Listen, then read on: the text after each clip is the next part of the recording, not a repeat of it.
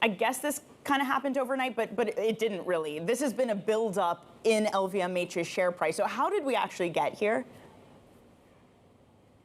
In fact, if you remember, just a few months ago, last December, Bernard Arnault had already become the richest person on the planet, surpassing the Tesla CEO Elon Musk. And now he's exceeding $200 billion. And in fact, only the Tesla CEO Elon Musk and the Amazon founder Jeff Bezos have managed to achieve that in the past. But Bernard Arnault is the first person outside the US to achieve that. As you can see on the podium, you've got Bernard Arnault, then Elon Musk is not so far behind at $176 billion, but then Jeff Bezos is actually much further behind at $127 billion.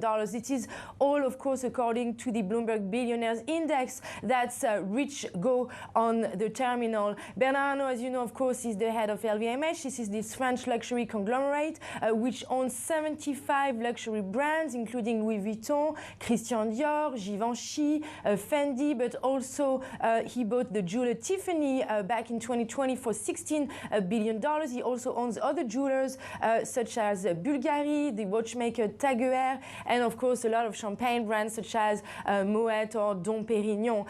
Of course, this is benefiting from the boom of the luxury sector. If you look at the LVMH stock, in fact, LVMH has become the most valuable company in Europe. The market cap of LVMH at the moment is around $427 billion. So just since the beginning of this year, Bernard Arnault's net worth has increased by nearly $40 billion. How does he keep it? Caroline, how does he hold on to this #1 $200 billion plus spot? Well, of course, unless there is a major drama in the luxury sector, this trend is likely to continue.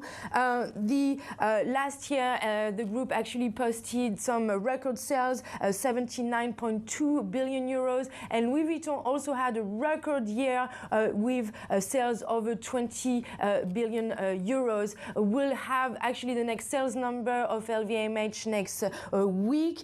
Some smaller companies actually could become a target of LVMH, according to some analysts. Bernard Arnault has been nicknamed the wolf in Kashmir by some descendants of the Hermes family that he failed to acquire a few years ago.